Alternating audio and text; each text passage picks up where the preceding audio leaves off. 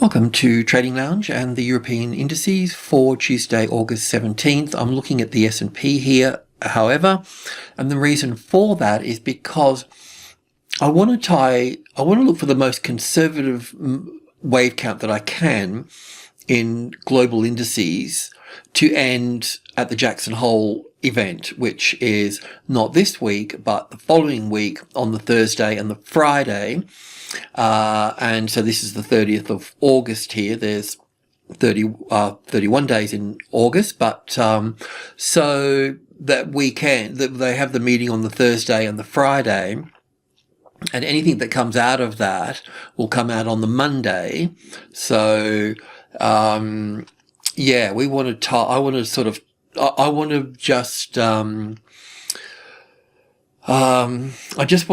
basically kind of protect our positions and so on and so on. So I'm just taking the conservative view of wave 4 to wave 5 here, of 1 and 2 and 3 and 4 and 5, to take us into Thursday and Friday next week. Okay, so that's what I want to do with the European markets as well for this. So just to tag that in a bit from this wave 4 here, 1 and 2 and 3 and 4 and 5 of 5 of 5 of 5 of 3. Okay, so that's what we're looking at in those terms of dates there. Now, let's just say for a moment that that we get wave 3 in here and wave 4 here and then wave 5 here, and then I can see that we get an ABC correction here and we're going to go higher. Well, that's okay. I just think that this is a good date, because if there's any change in rates or anything, or any tapering or anything, then this is, even if there's not, I mean, just the fact of having the meeting there was enough to scare everybody. But the Feds have been very clear on that. They're not going to be doing any tapering until, looking even at it until next year. So it's probably nothing, but I just want to be conservative. I just want to be prepared. I just want to protect. I just want to look at the most conservative count. And you know that I've been very positive with the S&P 500 and the other markets, all coming all the way up. And so, yeah, I just want to get through this. I want to jump through this hoop, basically. That's all. So we're going to tie the other markets into that. But just while we're here, we'll just go to the hourly chart. You may have seen the S&P video anyway, so it's not a biggie. But just 1 and 2 here, and looking up for 1 2 1 2 3 5. And so on up here. So that's a nice sort of timing for all of that. Okay, so that's what I was talking about Monday yesterday. That's what I'm talking about today, and we'll continue to give that message in. But I also want to say that I can easily be wrong, but I don't care. I just want to get that 5th wave in here, and then if that's the top there, then I've done my job. And then once we're on this side of the fence, if we can see that this is bullish corrective here, well, fine. Well, then we'll be, cruising back in and going up and not worrying about it. But I don't want to stick my head in the sand and not do anything about all of this. Okay, so that's all I'm saying. So with the this is the FTSE, so I'll start here. So with the FTSE, we can count it slightly differently, the European markets, but all sort of same as well here for this.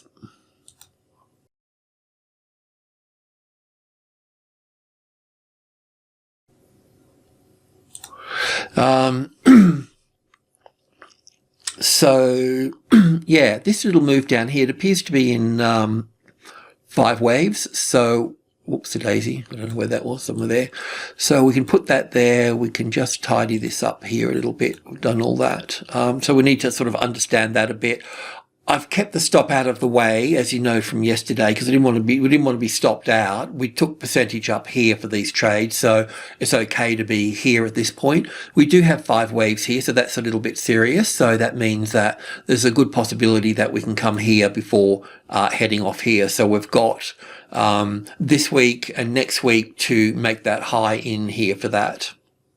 Okay, so once again, we'll be looking at this wave 3 here. So I have counts that can take us higher. I don't have a problem with that, but I need to look at the most conservative count that that I've got at this stage. So that's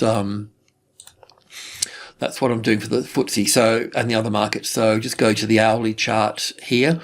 I'm thinking 5 waves down here, 3 waves back up here. I can confirm those 3 waves back up there once the market drops through this price point here, which if you look over to the right-hand screen, which is, what's the 61.8% from here to here. So the 7-1, say 4-0 at that point. And then if we look at that just on the tick chart here, let me just drill in here for a moment.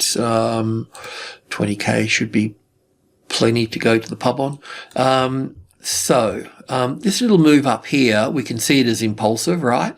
And then we've got 1, 2, and 1, 2, 3, 4, 5 for the 3rd, 4th wave and 5th wave. So an A and a B and a C wave here. Now this could be an A, B, C down to here and then move up from that point. So if that was wave 1, that would be 2 here, that would be 3 here, and that would be 4 here, pulling back to the wave 4, 1 lesser degree here. So yes, it could go straight up here, but if it drops down too much further, then this is going to be the A wave, the B wave, and the C wave, okay?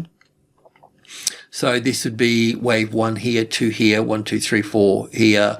This would be all of the 3rd, that would be 1 and 2 in here, the 3rd wave here, an A wave, a B wave, and a C wave here, and then the 5th wave here. So we'll just see how that plays out at that point there. I don't need to spend too much time on it, but yeah, expecting a move down into here before seeing a move up at that point. If that top gets taken out, then I'm wrong, and you can go long. So that's the FTSE. I'll go to the stock 50 next. So quite simply, we've got wave 1 here, wave 2 here, and 1, 2, then 1, 2, 3, 4, 5 to the 3rd wave, 4th wave, and then going up for the 5th wave to this wave 3. So in this case, we've also got 1 and 2 here, and 3 and 4 and 5 here. Okay, so yeah, so we can just, can I go in there and look at that on the 4-hour chart? Okay, so I've got a little bit of a problem here with this one.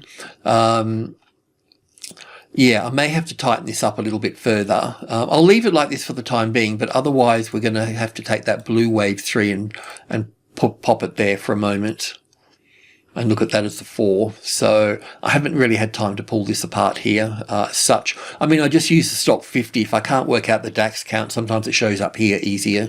That's all. So that would leave us with the big bad DAX. So we've got wave 4 here, going up for wave 5 here. We don't need 2 wave 5s up there. So 1 and 2 and 3 and 4 and 5. So we're going from wave 4 to wave 5 here. Now, very conservatively, I'm looking for 5 waves within this little move here. So that's what we're going to go in and have a look at, and that's what we've been working, well, last week and this week. But for this to go from here to here is a little bit short, but I think we'll just, markets don't always, if bigger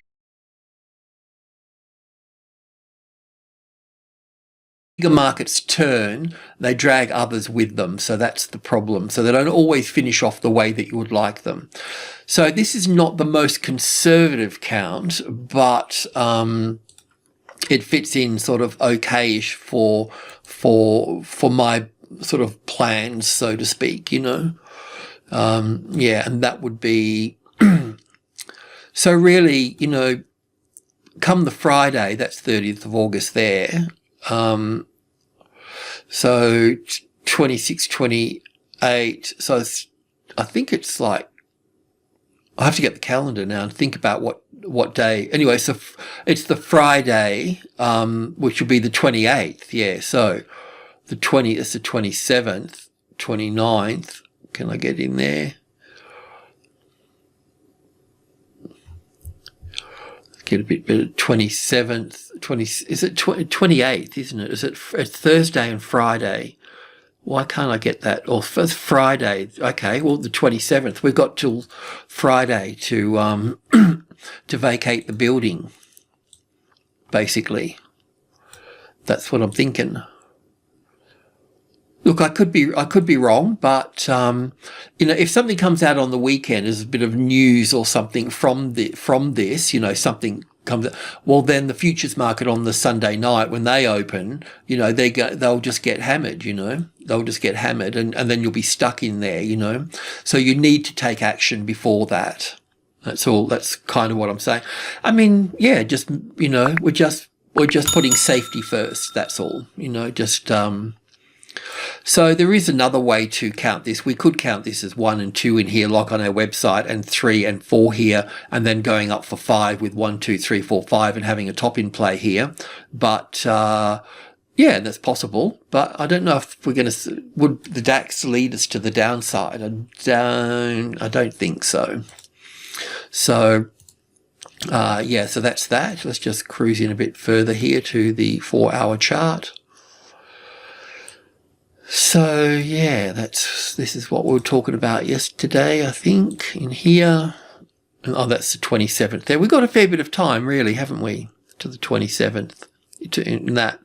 Obviously there's 4 days of, well, this weekend coming. It's only the 2 days, really. So yeah, let's just cruise in here a little bit further. If that's the wave 2 low and that's the wave 3 top there being as conservative as possible, then it's possible for this to pop down to here to 38.2% and then move up here for that. I mean, yeah, we'll need to see how many days that took there. So that's, I don't know if including the weekend.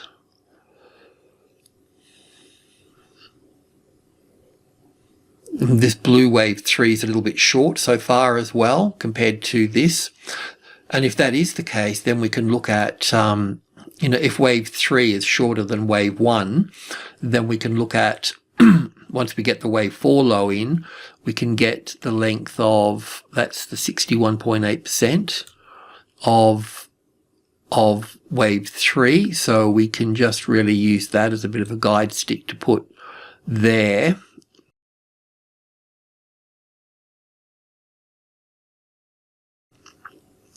So we could be looking at 16,000 and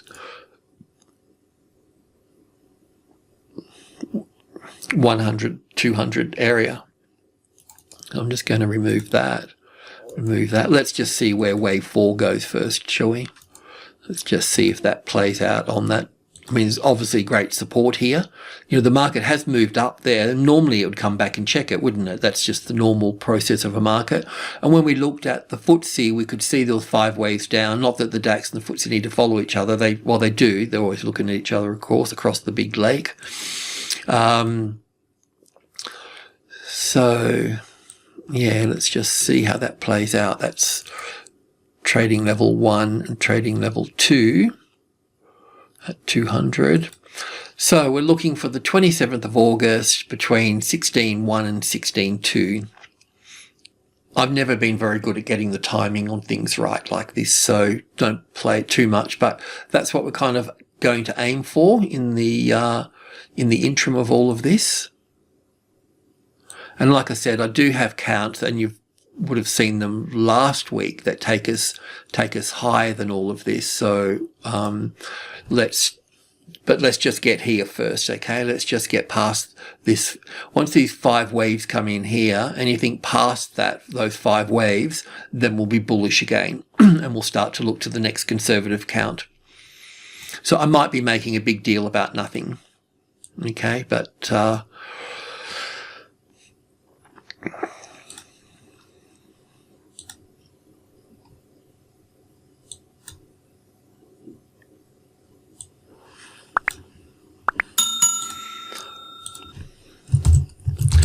so I haven't sorted out all that mess there, but it does look like 1, 2, 3 and a 4 and a 5 in there, and an A and a B and a C here. So we'll put that B wave in there. It may not be right, but not that it really matters at this particular point in time.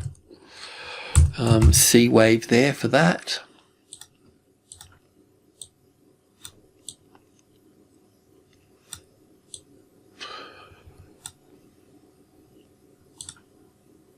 I mean, it could be up for 1 and back for 2 and all the rest of it, but let's just draw that there and that there.